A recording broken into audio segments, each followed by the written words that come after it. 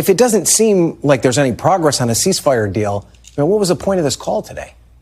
Well, I mean, it's good that the sides keep talking and they're agreeing at least that they want, in theory, to have a solution to an end to the war. And I think what you have is President Putin willing to humor President Trump a little bit. He knows that President Trump wants a better relationship. He wants to reset relations with the Russians. And so he's willing to talk to him. But again, as Keir said, on his terms. Right. There was no progress today. They were obviously on opposite sides. You have the U.S. and Ukraine and the Europeans wanting this 30-day ceasefire.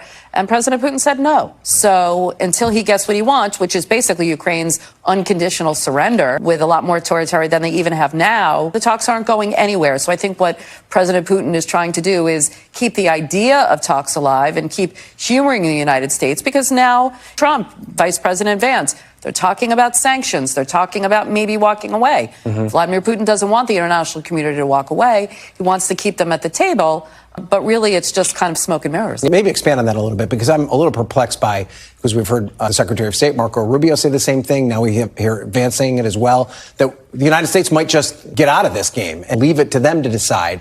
How does that work as a leverage point in these talks? Well, the question is, when the U.S. says it's going to walk away, what does that mean? Right. Does it mean that it's hands off, you guys keep killing each other and we're done with it? Or is the U.S. going to walk away but continue to support Ukraine, to continue to give that aid, to continue to give them weapons, to work with the Europeans on additional sanctions? That might not be so bad for the Ukrainians, because right now the Russians have the upper hand. If the U.S. is just going to walk away and leave the Ukrainians to fend for themselves, that's essentially giving a victory to Putin. So I don't think the Ukrainians certainly don't want the U.S. to walk away. Would Vladimir Putin want the U.S. to walk away and be able to do what he wants? Because, as Keir said, he does think he can have victory on the battlefield. But look, the sanctions are continuing to hurt Russia. He would like to have a better relationship with the U.S. So I think he's going to keep inching along, making it like he's going to talk. But unless there's someone that's really going to crack those skulls and get together, I don't see the Ukrainians and the Russians being able to get it together themselves.